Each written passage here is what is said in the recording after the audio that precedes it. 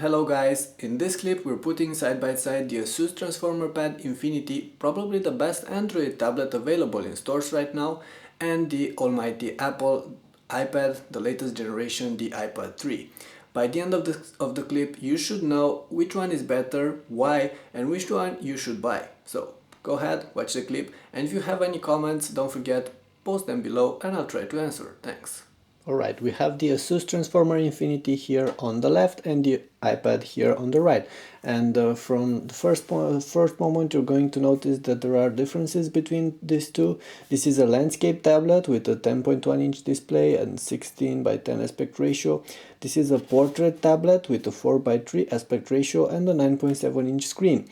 This is better for movies, this is better for reading text, browsing, stuff like this. In terms of resolution, both have high resolution panels. This is an IPS panel with a 2048 by 1536 pixels resolution, and this is 1920 by 1200 pixel, and it's actually an IPS plus, and that means that the brightness is going to be slightly better for this one, and this is the highest level brightness. Of course, on the iPad it's a little bit more difficult to go to the highest brightness level, but this is what you should expect. Of course, for our clip we're not going to use this because it will be quite difficult to see things on the screen, but when going outside, the extra nits on the TF700 are actually going to be helpful. And there is another clip on our channel that will tell you something about how these two perform outside. Now let's have a look at the exterior. The iPad, it's pretty classic, aluminum bottom, the Apple logo, and beneath it there's the wireless antenna. And on the other hand, this one, metal, looks nice, silver metal with a circular texture, and a plastic strap here on top, and beneath there is the wireless antenna and the GPS receiver. And this is quite good because it no longer has the problems that the previous version had, the Transformer Prime, with the wireless signal. The speaker here, only one speaker on the TF700, and of course only one speaker on the Asus as well. Now, having a quick look at the ports on the side, we're going to start with the Asus and the speaker, it's here, and the iPad. We're going to start with the iPad, and we have a docking connector here and the charging connector here on the bottom. On this part you have the volume rocker and the screen lock button. On top you have the power button, you have the headphone jack, microphone, you have a camera on the back without flash, and that's pretty much all. While on the Transformer Infinity you have a bunch of extra things.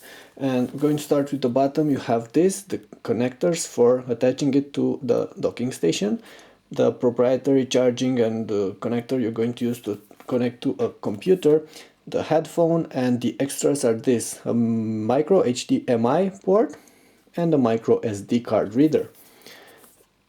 You also have here the power button, volume rocker, and a microphone here, one of the many microphones. And on the back, well, there is an 8 megapixel camera with flash, with an LED flash that's not going to be available on the iPad. Now, in terms of hardware, both of these are very powerful. The TF700 runs on an NVIDIA Tegra 3 platform. It's a quad-core processor, and you can go ahead from here and select between a couple of different modes. You have the power saving mode, you have the regular mode, okay, select it, and the performance mode. And on this one you only have a single mode. It's a dual core processor, but both of them are very powerful. They will handle all the daily applications, and of course they will handle games and video content.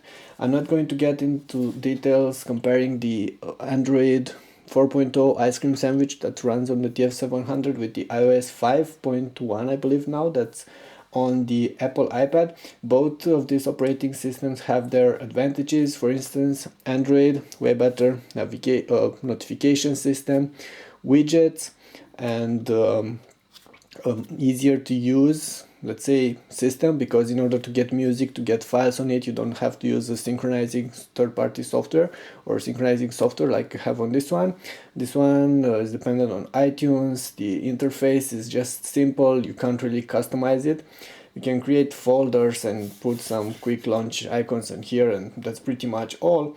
But this actually runs better. It's more fluent, it's smoother, it does apps don't crash, so everything runs a lot smoother. I also like the keyboard a lot better on this one. The overall tactile feedback is definitely better. I can type with using this keyboard without a problem. On this you have sometimes lag and it's not going to work the same. So those are just some of the things. Now in terms of apps, this one has a bunch of apps from Asus which are actually quite good. You have Polaris Office, you have My Library, My Net and My Cloud. But if you're going to third-party apps, you have the Play Store and the App Store. Definitely better apps in the App Store, and more apps as well, but that's not what matters. What matters is that in here it's very easy to find applications that will work on the iPad and just on the iPad. They're not meant for the iPhone. For instance, you have here top 8 iPad apps, free iPad apps and crossing iPad apps. Well, on this one they're all mixed together. Most of the apps are not made for the bigger screen, so they will not look as they should look on a 10-inch display, while they will look better on of course on a small screen on the phone. So this is one thing I actually don't like. Plus the third-party apps are way better, like I said, way better on the iPad than they are on the Android. Of course, there's one more thing. On iPad, on Android you have the Google applications and they're very good. Gmail is better, Maps is better than what you have on this one. You have versions for iPad as well, but they're not as good. Still, there will be iOS 6 coming in a couple of months, and that should change a couple of things, should bring a couple of improvements, and the new maps system, which I personally am waiting for. As for performances, both of these devices are able to run games, both of these devices are able to run YouTube content, stuff like this, but it's slightly smoother on this one. For instance, I'm going on YouTube and okay, let's go to most viewed, and I'm picking one of those and one of those, and overall the experience, let's see. Okay. Not really the best clip here, but I really like the experience on this one. It's faster, it's just faster. But when it comes to playing videos, well, things are a little bit different. First of all, you can't really play all kinds of files on the iPad, only limited to MP4 and a couple of others, MOV, stuff like this. Well, on this one you can. You have to use third-party software or iTunes to get content on this one. On this one you just have to connect it to your computer. Plus on this one you can actually play, you can actually play 1080p without a problem. On this one I'm using a AV Player HD, which is actually the best that you can use for stuff like this. And let's go ahead and play a 1080p MKV and 1080p MKV in here as well, and I'm using MX Player. Hello?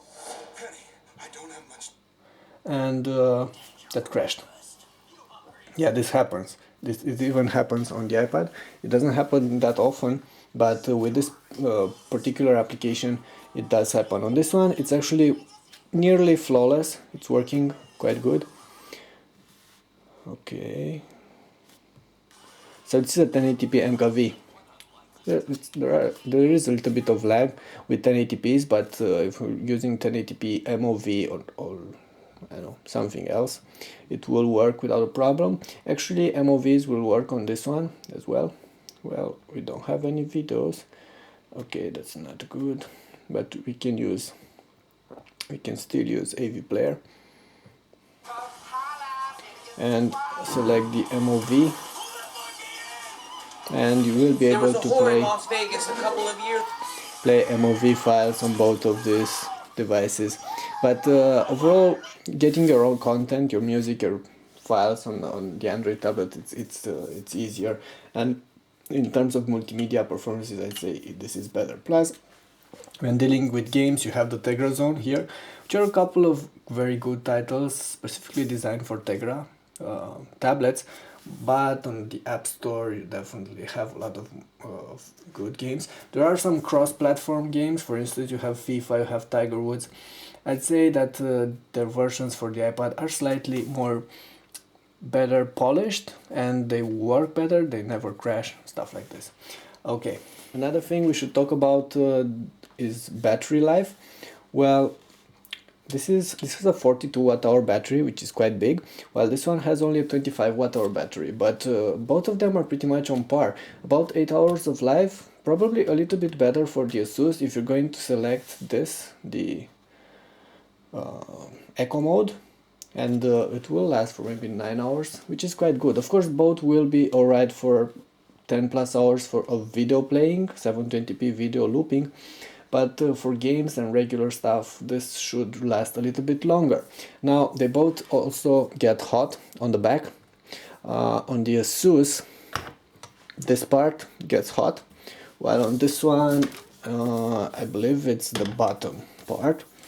And well, this is not really such a big issue because they're not get very hot unless you're going to use the screen to highest brightness and run games for hours.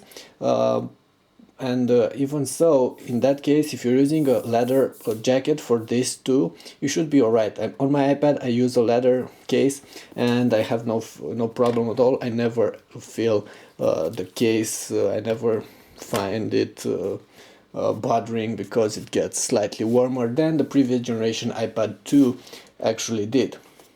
In terms of prices, well, this one goes for $499. That's for the 16GB Wi-Fi only version. It's also available in 32, 64GB with Wi-Fi, and there are 4G LTE versions in stores as well.